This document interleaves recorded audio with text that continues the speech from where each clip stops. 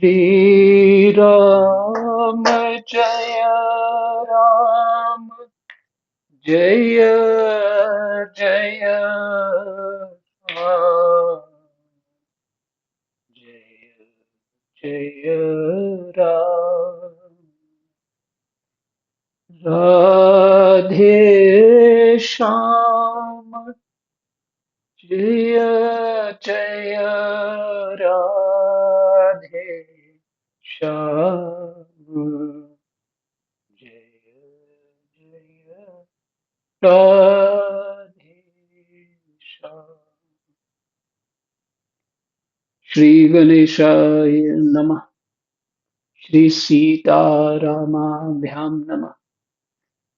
श्री हनुमते नमः। श्री उमापते नमः। श्री गुरुवे नमः। सब संतन की जय जय जय जय सीताराम राधे श्याम।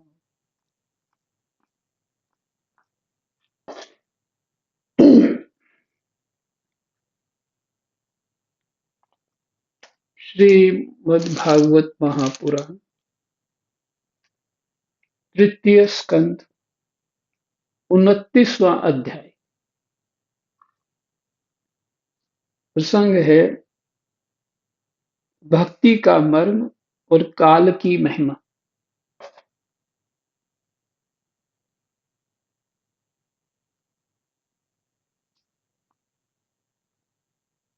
भगवान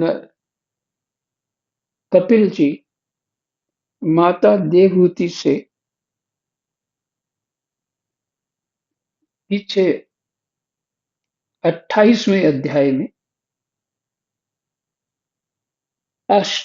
अष्टांग योग की विधि का वर्णन करके ये सारा विधि बता दी। और उसके बाद माता देवहूति प्रश्न करती हैं। देवहूति ने पूछा, प्रभु, प्रकृति, पुरुष और महतत्वादि का जैसा लक्षण सांख्य शास्त्र में कहा गया है तथा जिसके द्वारा उनका वास्तविक स्वरूप अलग अलग जान पड़ता है, अर्थात जाना जाता है, और भक्ति योग को ही जिसका प्रयोजन कहा गया है, वह आपने मुझे बताया। अब कृपा करके भक्ति योग का मार्ग मुझे विस्तार पूर्वक बताइए। फिर से सुनिए माता कहना क्या चाहती है।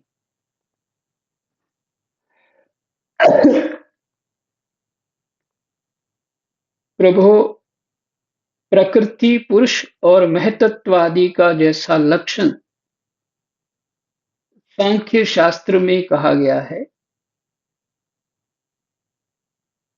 तथा जिसके द्वारा उनका वास्तविक स्वरूप अलग अलग जान पड़ता है। इन तीनों का जो स्वरूप है उसको ठीक से समझ लिया है।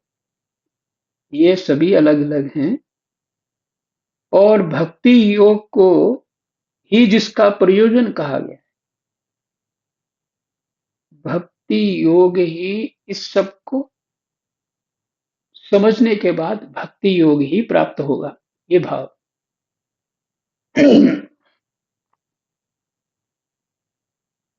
वह आपने मुझे बताया। अब कृपा करके भक्ति योग का मार्ग मुझसे विस्तार पूर्वक बताइए। अभी प्रश्न पूरा भी नहीं हुआ, लेकिन अभी थोड़ा जो अपना अनुभव रहा है यहाँ पे वो थोड़ा कहना चाहता हूँ। मैं भक्तमाल की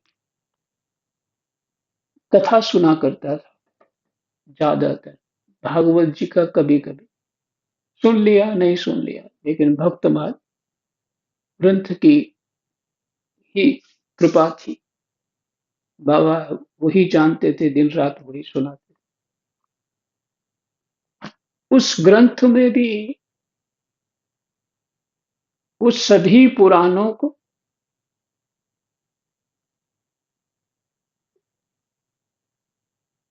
भक्ति के भक्तों के माध्यम से सभी पुराणों का बीच बीच में सार सार वर्णन, किस पुराण में क्या कहा गया, भागवत जी में क्या कहा गया, रामायण में क्या कहा गया, गीता में क्या कहा गया, भक्त के स्वरूप और उनके भाव जो होते हैं और उनका जो ज्ञान होता है, वो सभी उन पुराणों से वो कहते थे।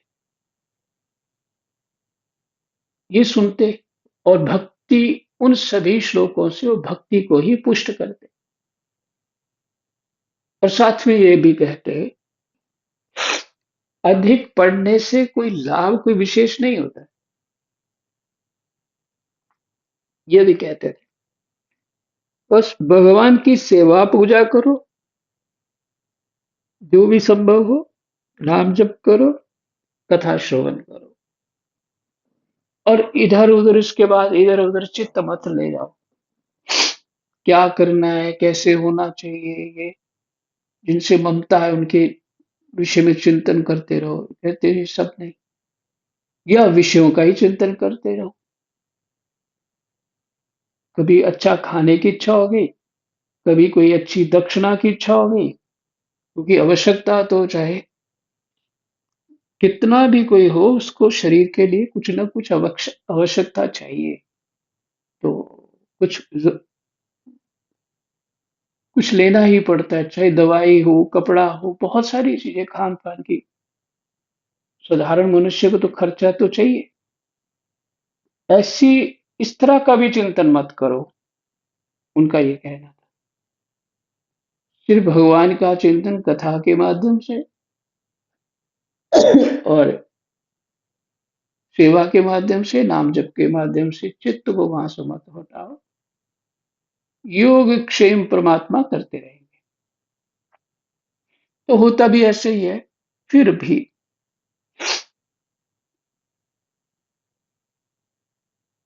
संस्कारवश चिंता तो हो ही जाती है, वो भी होता है। पर एक ही दिन में साधक पक्का नहीं हो पाता है, बड़ा समय लगता है। तो सालों लगते हैं साधक को पक्का होने में। क्योंकि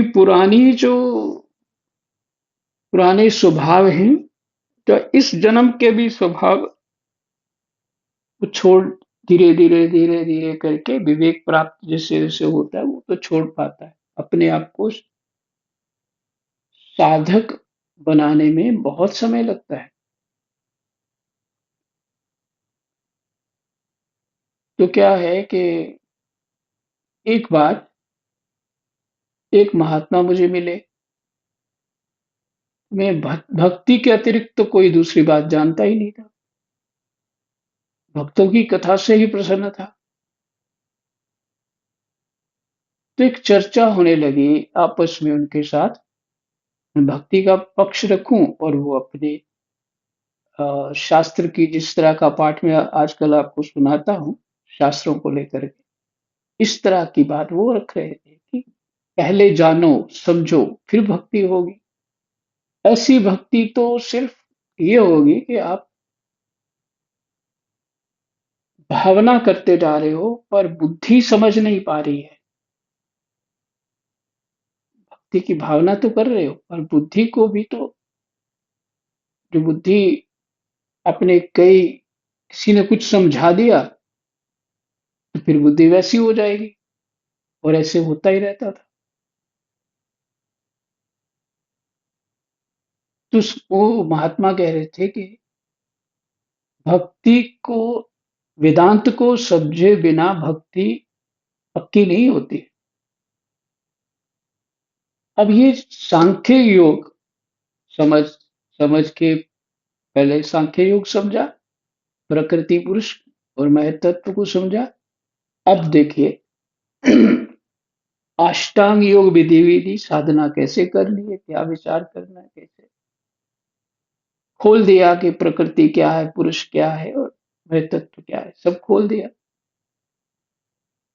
और उसके बाद जब ये पता लग गया तो जीव अपनी जो सोच है उसको, अपने संस्कारों की, वो छूट जाती है, धुल जाती है। कि सार बात फिर तो परमात्मा ही लगते हैं ना। जब आप इस तरह का पाठ सुनते हैं तो सार बात अपनी बुद्धि तो भटकेगी ना हमारी, और बुद्धि को ही समझा दिया कि सार बात परमात्मा ही है। और तुम प्रकृति क्या है, पुरुष क्या है, हाँ? उस तत्व क्या है, ये क्या खेल हो रहा है, माया क्या है, विद्या क्या है, अविद्या क्या है, ये सब कुछ समझ आ गया तो उसका चित्त जो है परमात्मा में सुदृढ़ हो सकता है। और यही कहा कि अष्टांग अष्टांग योग या प्रकृति पुरुष के वर्णन के आपने जो किया, इसका सार तो भक्ति ही है, परमात्मा की भक्ति। तो ये बहुत साल पहले, लगभग 30 साल पहले मैंने सुना होगा उस बात को। तो उसे चिंतन किया मैंने। फिर भी शुरू में तो मैंने इसको इग्नोर कर दिया, इसको पता ही कुछ नहीं है। शुरू में मैंने ऐसे किया, पता ही कुछ नहीं है। और मैं तो ये सुनते आ रहा हूँ। ओ, बाबा जी को लगभग वृंदावन वृंदावन के सब अच्छे अच्छे संत सुनते थे उनसे पाठ। और लेकिन फिर समय आने पे जो उस महात्मा ने बात बोली थी वो मुझे समझ में आया। तो भक्ति दृढ़ कैसे होगी? अब आपकी हमारी भक्ति जो है, एक बड़ा साधारण क्या होता है कि हम भगवान की भक्ति कर रहे हैं, सुन लिया, भगवान को समर्पण करना चाहिए, हाँ? भगवान को ही अपना आप सौंप दिए। फिर क्या सोच रहती है कि मैंने भगवान को समर्पण किया हुआ है, लेकिन फिर भी मुझे दुख आए आए जा रहे हैं, मेरे जीवन में सुख तो आ ही नहीं रहा। ये विचार उठता है। इसका अर्थ क्या है कि हमने समर्पण नहीं किया। समर्पण किया है तो हमारा सुख दुख रहेगा ही नहीं। क्यों? क्यों नहीं रहेगा? ये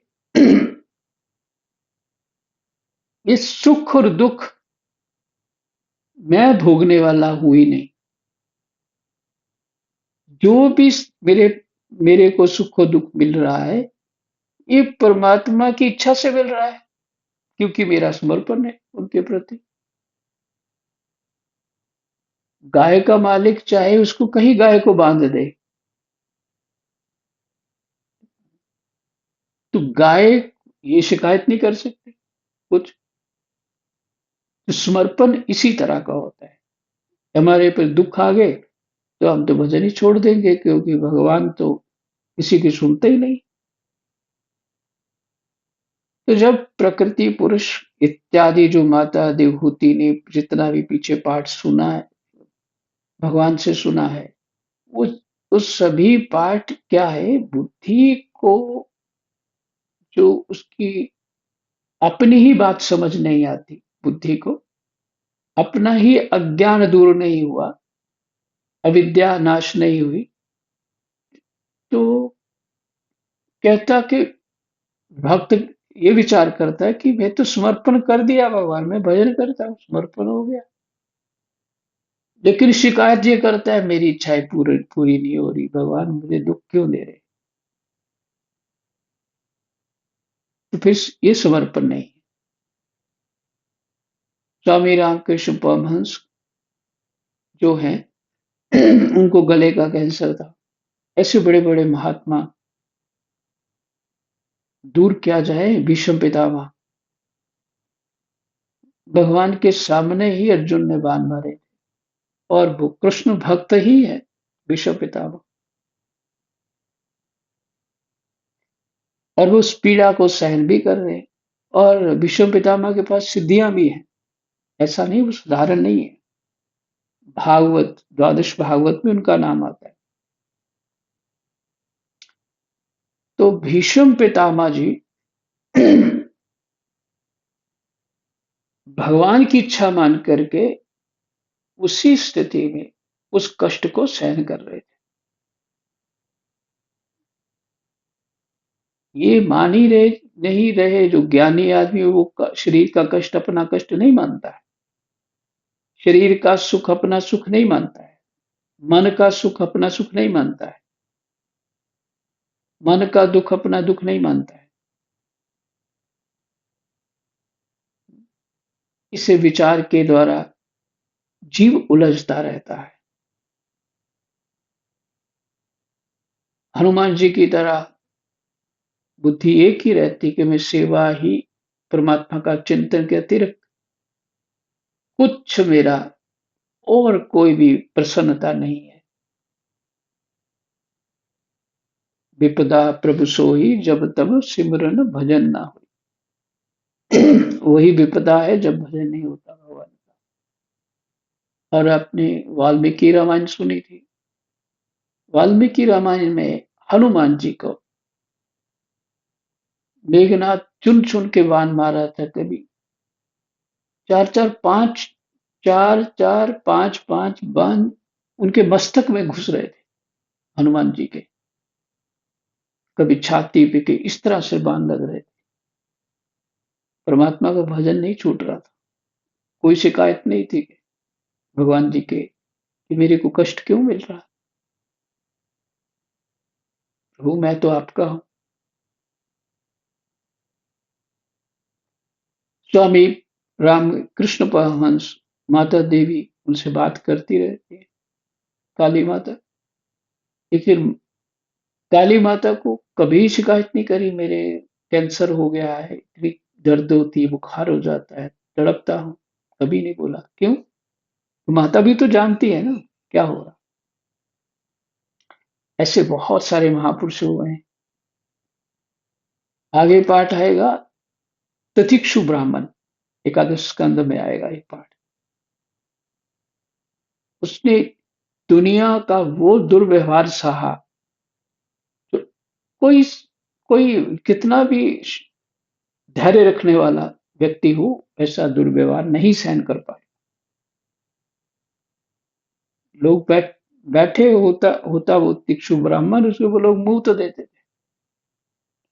उसकी जब कुछ खाने लगता भिक्षा मांग के, उसकी थाली में कुछ और गंद डाल देते, जो भी खपर होता उसको मारते थे। ढोंगी ढोंगी बोलते रहते लोग, मारते। फिर भी भगवान का भजन नहीं छोड़ा। मेरे जैसे साधक कुछ थोड़ा सा हो, कुछ हो जाए तो भजन में ही मन नहीं लगता, पीड़ा में ही मन लग जाता है, इसको ठीक कैसे करूं। तो ये जो उपदेश है भगवान का देवहूति माता को दिया, ठीक ठीक समझने से, शास्त्र को ठीक ठीक समझने से भक्ति की दृढ़ता तब हो पाएगी। ये भाव है जो मैं कहना चाहता हूं, तब हो पाएगी। हाँ, कोई पिछले जन्म के हैं ऐसे साधक लोग, उनको इतना नहीं सुनना पड़ता है, समझना पड़ता है और चित्त उनका सहज में लग जाता है भगवान में।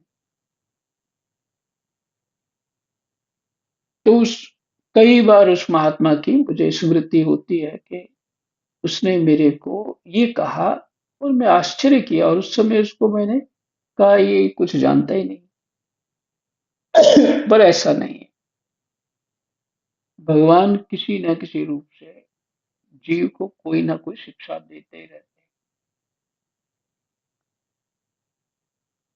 तो अब कृपा करके भक्ति योग का मार्ग मुझे विस्तार पूर्वक बताइए। माता देवहूति कहते हैं, इसके सिवा जीवों की जन्म मरण रूपा अनेक प्रकार की गतियों का भी वर्णन कीजिए, जिनके सुनने से जीव को सब प्रकार की वस्तुओं से वैराग्य होता है। वैराग्य भजन के लिए बहुत अनिवार्य, बहुत अनिवार्य। क्योंकि भक्ति जो है पुष्ट नहीं हो पाएगी। वैराग्य और ज्ञान बूढ़ा ही रहे, और माँ वो उसके बेटे हैं भक्ति के। बूढ़ा मैंने जर्जर अवस्था, कमजोर, ज्ञान भी कमजोर, वैराग्य भी कमजोर। तो भक्ति को प्रसन्न कैसे हो सकती है वो? परमात्मा के प्रति वो दृढ़ता, भाव की लगाव परमात्मा के प्रति दृढ़ कैसे हो सकता है? संभव ही नहीं। ज्ञान भी उचित चाहिए। इसीलिए वो जो आपको दृष्टांत सुनाया, वो महात्मा ने जो कहा मेरे को, वो क्या है? ज्ञान ही है। बात को समझना, ज्ञान ही। ज्ञान प्रबल होगा, और साथ में ज्ञान से ही वैराग्य प्रबल होगा।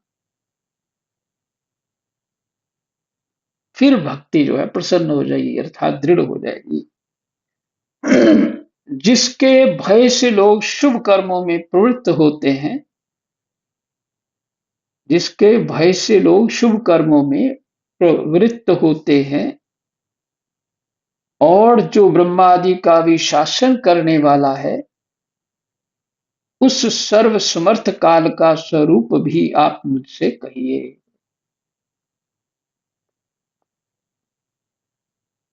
माता देवहूति महर्षि कर्दम की पत्नी है, कोई साधारण नहीं है। जिनका इतना ऊंचा पुण्य होगा, जीवन का तप होगा, वही इतने बड़े महर्षि धर्म पत्नी हो सकती है।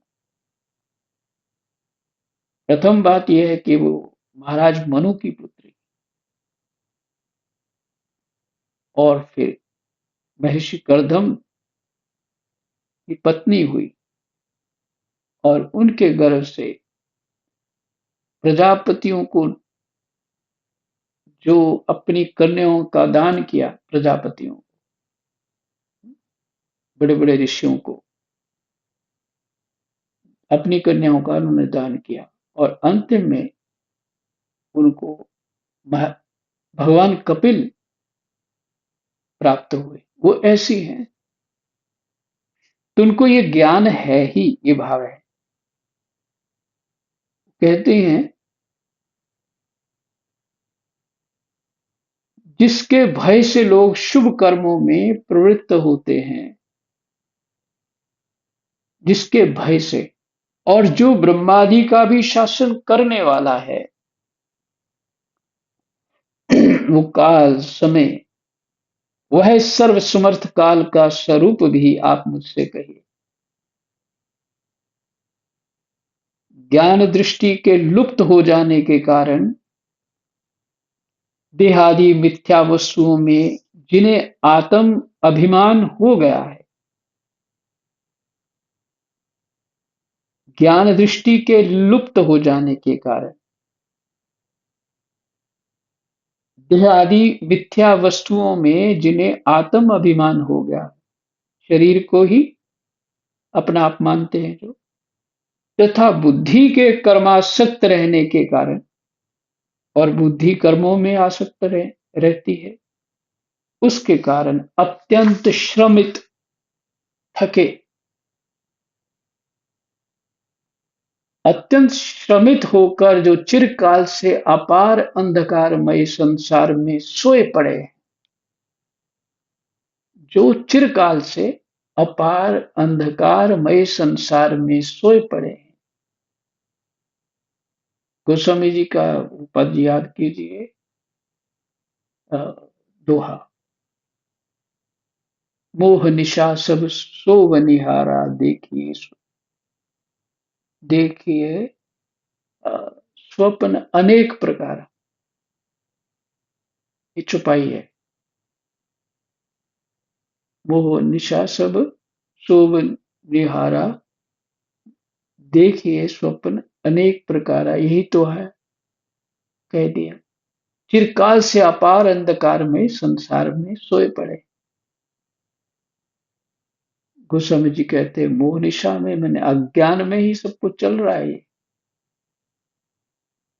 उन्हें जगाने के लिए आप योग प्रकाशक सूर्य ही प्रकट हुए। योग प्रकाश सूर्य तो वो अंधकार से उठाता है, जगाता है कि प्रकाश हो गया, उठ जाओ।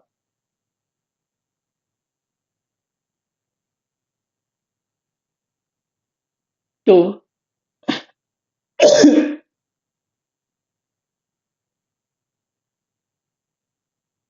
भगवान से ये प्रश्न करें माता देवहूति। फिर से मैं अंतिम श्लोक एक बार फिर सुना दूं। ज्ञान दृष्टि के लुप्त हो जाने के कारण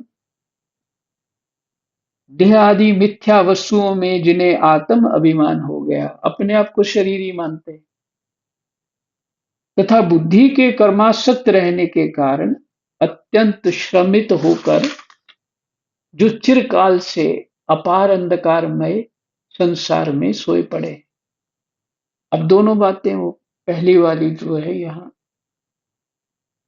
सहयोग करेंगी समझने में। बुद्धि ज्ञान से ही सुधरती है, निर्मल हो पाती है ज्ञान से ही। ज्ञान से ही अज्ञान दूर होता है। अज्ञान के कारण तो मान बैठे हैं ना हम कि मैं देह हूं, आत्मा नहीं हूं। तो यही है अज्ञान में सोना, अज्ञान अंधकार जो संसार में ही रच पच रहे हैं,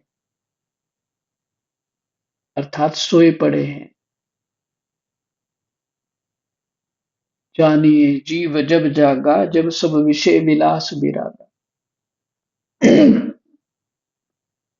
अंधकार संसार में सोए पड़े हैं, संसार ही अच्छा लग रहा है, इसी में मान सम्मान पाना चाहते हैं, यहीं पे खानदान बनाना चाहते हैं, यहीं पे बड़ी पक्की पक्की 20-20 फुट नीचे नींव बना कर के ऊपर महल खड़ा करना चाहते हैं। वो लोग वो सुख खुद नहीं जो भोग पाते, वो कल्पना ये करते हैं कि हमारे बच्चे भोगेंगे, उनके लिए पीढ़ियों के लिए हम ये काम कर जाते हैं।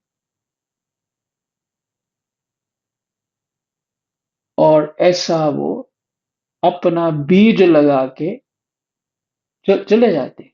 तो बीज लगाया ना, फिर तो फल कौन पाएगा? तुम ही पाओगे ना। बच्चे कुछ भी करेंगे, उसका फल तो हमें ही मिलना है। अच्छा करें या बुरा करें, वो सारा फल हमारे पास ही आना लौट के, क्योंकि बीज पेड़ तो मैंने ही लगाया, उसके जो फल खाएगा परिणाम तो मुझे ही मिलना है। ये है मोह निशा, ये है अंधकारमय संसार में सोना। अंधकूप महाभयानक, नानक पार। माता देवहूति कहती हैं उन्हें जगाने के लिए आप योग प्रकाशक हैं, सूर्य ही प्रकट हुए हैं। यही विश्राम 5 श्लोक तक हो गया पाठ। कृष्णाय वासुदेवाय हरे परमात्मने प्रणतः क्लेशनाशाय गोविन्दाय नमो नमः। गोविन्दाय नमो नमः। राम